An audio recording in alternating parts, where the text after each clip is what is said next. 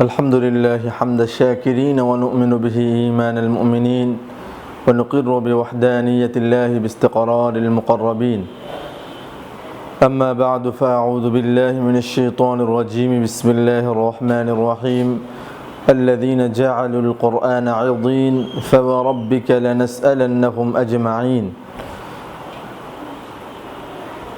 সব বয়সী সবার জন্য অনলাইনে ফ্রি কোরআন শিক্ষা কোর্সের আজকের 28তম পর্বে সকলকে স্বাগত জানিয়ে আজকের পর্বটি শুরু করতে যাচ্ছি। তার আগে যারা আমাদেরকে নতুন দেখছেন সবাইকে অনুরোধ করব আমাদের বিগত পর্বগুলো অবশ্যই দেখবেন, আর যারা আগের থেকে আমাদেরকে ফলো করে আসছেন, ক্লাসগুলো সুন্দরভাবে করছেন, সবাইকে অনুরোধ করব একেবারে শেষ পর্যন্ত থাকবেন ইনশাআল্লাহ। তাছাড়া অবশ্যই সওয়াবের নিয়তে আমাদের ক্লাসগুলো শেয়ার করবেন। কোনো বিষয় ইচ্ছা, জানা অজানা এই বিষয়গুলো অবশ্যই কমেন্টের মাধ্যমে আমাদেরকে জানাবেন ইনশাআল্লাহ। তাহলে কথা না বাড়িয়ে আজকের পর্বটি শুরু করি, চলুন স্ক্রিনে। আলহামদুলিল্লাহ, আমরা চলে এসেছি আমাদের কাঙ্ক্ষিত সেই পেজে, যেখান থেকে আমরা এতদিন পড়ে আসছিলাম আমাদের নির্দিষ্ট বই থেকে। এই বইটি পাওয়ার জন্য অবশ্যই সকলে আমাদের সাথে যোগাযোগ করবেন, ইনশাআল্লাহ দেওয়া হবে ফ্রিতে। আজকে আমরা এই বইয়ের 43তম পেজটিতে আছি। মূলত আমরা গত পর্বে শিখেছিলাম মিমসাকিন। মিমসাকিন কাকে বলে, কত প্রকার ও কি কি। মিমসাকিন মূলত 3 প্রকার। 1 নম্বরে ইখফায়ে শাফাউই, 2 নম্বরে ইদগামে শাফাউই, 3 নম্বরে ইজহারে শাফাউই। ইখফায়ে শাফাউই হলো মিম সাকিনের পরে যখনই দেখব যে বা এসেছে তখন সেটা ইখফায়ে শাফাউই হিসাবে উচ্চারিত হবে। যখনই দেখব মিম সাকিনের পরে মিম এসেছে সেটা হবে ইদগামে শাফাউই। এরপরে যখনই দেখব ইজহারে মিম সাকিনের পরে বাকি 26টি হরফ এসেছে তখনই আমরা ইজহার করে পড়ব, অর্থাৎ গুন্নাহ ছাড়া পড়ব। অর্থাৎ মিম সাকিনের ক্ষেত্রে গুন্নার পরিমাণ খুবই কম, 2টি হরফে শুধুমাত্র গুন্নাহ উচ্চারিত হবে। একটি হচ্ছে মিম সাকিনের পরে যদি বা আসে, আর একটি হচ্ছে মিম সাকিনের পরে যদি মিম আসে। তাছাড়া অন্য যত হরফ আছে কোনো হরফে গুন্নাহ করা যাবে না, বরঞ্চ ইজহার করে পড়তে হবে। তো ইজহারে শাফাউই একেবারে 3 নম্বর প্রকার থেকে আমরা আজকের ক্লাসটি এবং আজকের পর্বটি শুরু করছি। এর আগে আমরা পড়েছি ইদগামে শাফাউই এবং ইখফায়ে শাফাউই। আজকের থেকে এই পর্ব থেকে আমরা শুরু করব ইজহারে শাফাউই। ইজহারে শাফাউই কাকে বলে সর্বপ্রথম সে বিষয়টি জানব, এবং ইজহারে শাফাউইর কয়টি হরফ আছে এই বিষয়গুলো জানব। ইজহারে শাফাউইর হরফ হচ্ছে 26টি। মিম সাকিনের বামে ব্যতীত অবশিষ্ট 26টি হরফ হতে যে কোনো একটি হরফ থাকলে মিম সাকিনে গুন্নাহ ছাড়া পড়াকে ইজহারে শাফাউই বলে। অর্থাৎ যখনই মিম সাকিনের পর বা থাকবে অথবা মিম থাকবে সেখানে আমরা গুন্নাহ করে পড়ব। বাকি 26টি হরফে কোনো গুন্নাহ করা যাবে না যদি মিম সাকিনের পরে সেগুলো আসে। এগুলো আমরা একেবারে উদাহরণ সহ বুঝবো। নিচে যে উদাহরণ দেওয়া হয়েছে পাঠ অনুশীলনী, এর মাধ্যমে একেবারে প্র্যাকটিস করব এবং ডাইরেক্ট এই উদাহরণগুলোর মাধ্যমে পুরোপুরি অনুধাবন করতে পারবো ইনশাআল্লাহ। তাহলে আসুন শুরু করা যাক। হামজা লাম জবর আল, হামিম জবর হাম, আল হাম দাল পেশ দু, আল হামদু। এখানে দেখুন মিম সাকিন এসেছে, মিম সাকিনের পর দাল এসেছে। আমি কোনো ধরনের গুন্নাহ করি নাই, আর গুন্নাহ করাও যাবে না। এটা হচ্ছে মিম সাকিন। হামজা লাম জবর আল, হামিম জবর হাম, আল হাম দাল পেশ দু, আল হামদু। এরপরে আছে হামজা জবর আ, লাম মিম জবর লাম, আলাম, তা জবর তা, র জবর তারা। এখানে দেখুন মিম সাকিনের পর তা এসেছে, অর্থাৎ বা মিম ব্যতীত 26টি হরফের মধ্য থেকে তা হরফটি এসেছে, এই জন্য এখানে কোনো গুন্নাহ করা যাবে না। আলাম তারা, কাফ ইয়া জবর কাই, ফা জবর ফা, আলাম তারা কাইফা।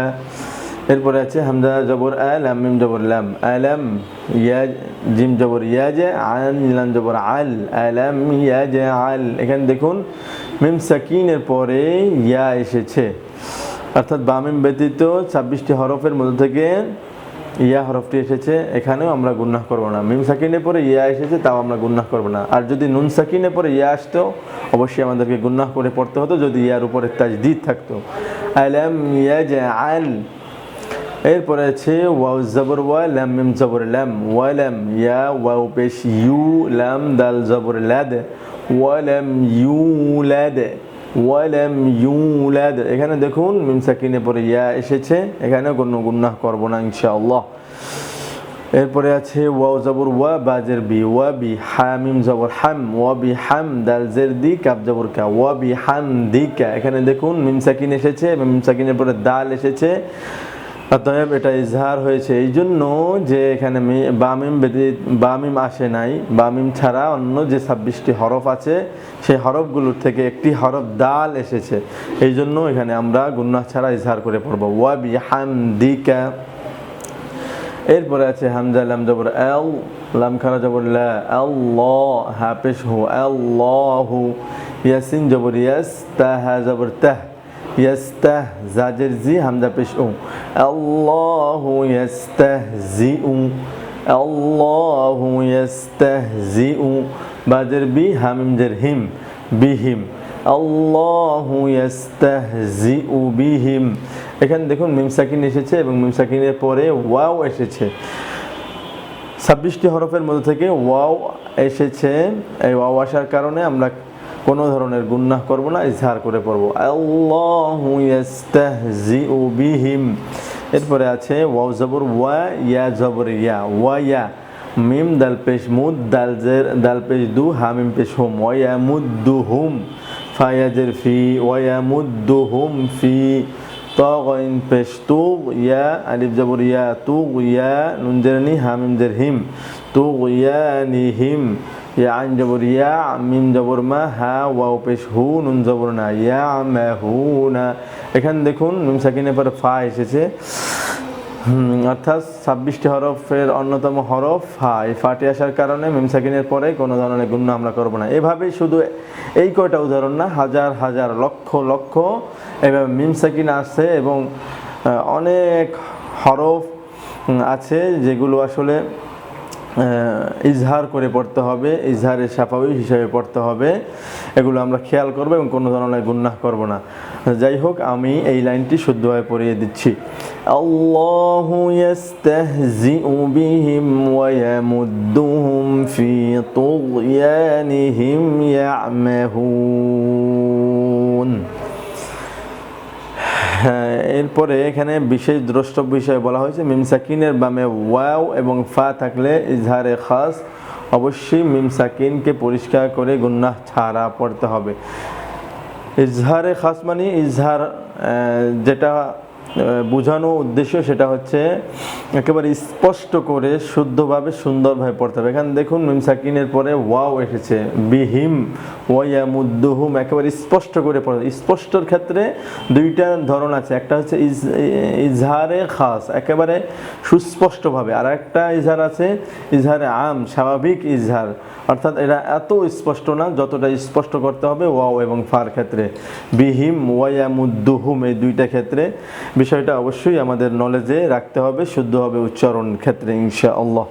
সম্মানিত ভিউয়ার্স, এবার আমরা অনুশীলনী দেখব। অনুশীলনীগুলো আমরা পড়ে এসেছি বিগত দুইটি পর্বে। মিম সাকিন কাকে বলে, মিম সাকিন কয় প্রকার ও কি কি, মিম সাকিন কাকে বলে, জজমালা মিমকে মিম সাকিন কি কি কয় প্রকারে পড়তে হয়, 3 প্রকারে পড়তে হয়। ইখফায়ে শাফাউই কাকে বলে, অবশ্যই জানেন এটা। ইখফায়ে শাফাউই মানে হচ্ছে মিম সাকিনের পরে যদি বা আসে সেটাই হবে ইখফায়ে শাফাউই, আর হরফ মাত্র একটি এবং সেটা হচ্ছে বা। ইদগামে শাফাউই কাকে বলে, ইদগামে শাফাউইয়ের হরফ কয়টি ও কি কি। ইদগামে শাফাউই অবশ্যই জানেন, সেটা হচ্ছে মিম সাকিনের পরে যদি মিম আসে সেটাই হবে ইদগামে শাফাউই এবং এর হরফ মাত্র একটি, সেই হরফটি হচ্ছে মিম। এরপরে আছে ইজহারে শাফাউই কাকে বলে, ইজহারে শাফাউইয়ের হরফ কয়টি ও কি কি, ইজহারে শাফাউই কাকে বলে সেই বিষয়টা এখন আমরা পড়লাম। অর্থাৎ মিম সাকিনের পরে যদি বা মিম ব্যতীত অন্য যে 26টি হরফ আছে, এই যে কোনো একটি হরফ যখনই আসবে সেই মিম সাকিনকে কোনো ধরনের গুনাহ ছাড়া স্পষ্ট করে পড়াকে ইজহারে শাফাউই বলে। এবং ইজহারে শাফাউইর ক্ষেত্রে 2টা প্রকার আছে, ইজহারে খাস, ইজহারে আম।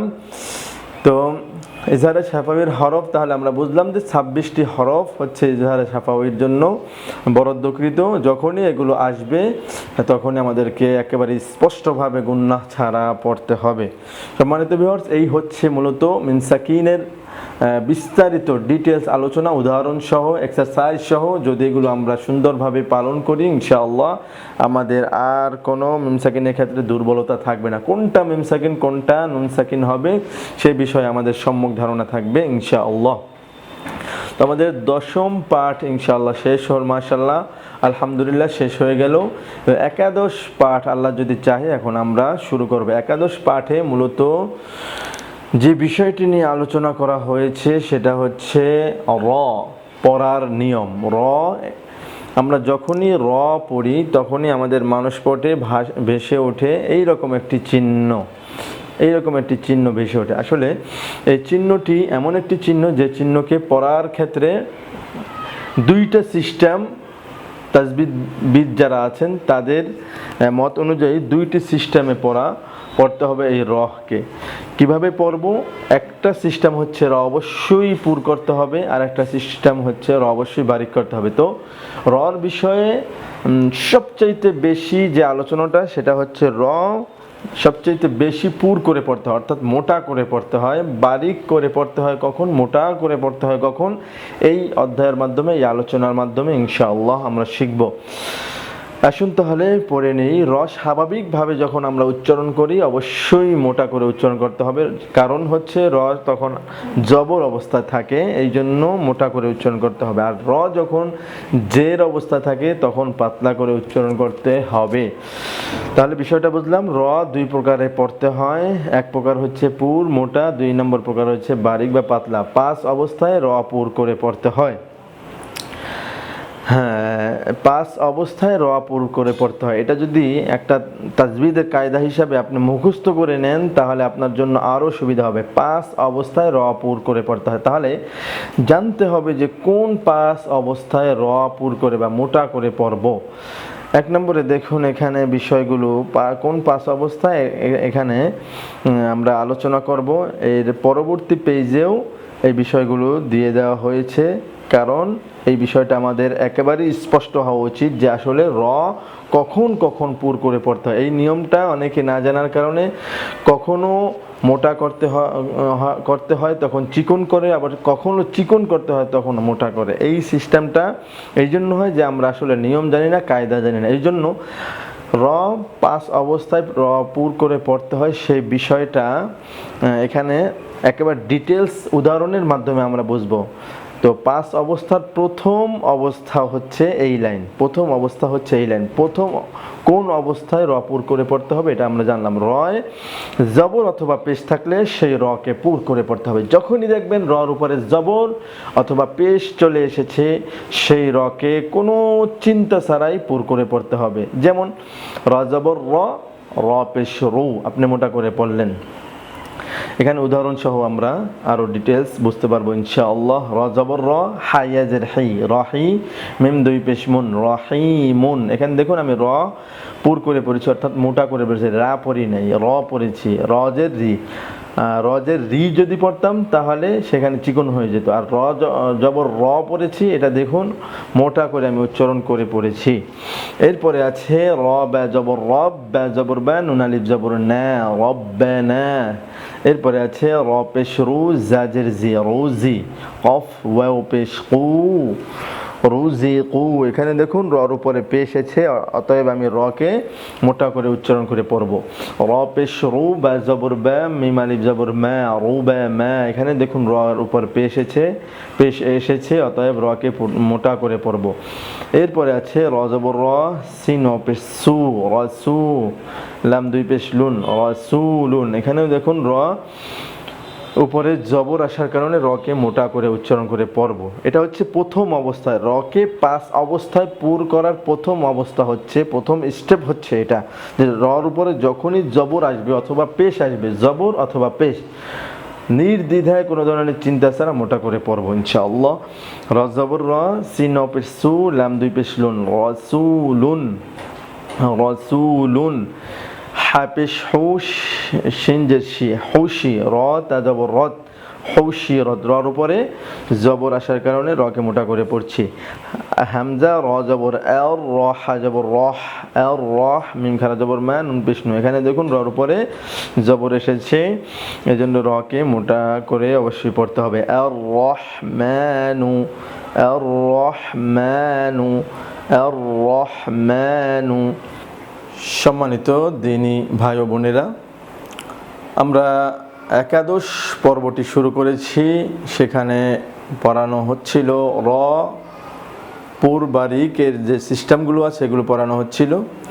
তো কিছুটা পড়িয়েছি আলহামদুলিল্লাহ, যতটুকু পড়িয়েছি এই পর্যন্তই। আমাদের 28তম পর্বটি চলবে, সেই পর্যন্তই থাকবে ইনশাআল্লাহ।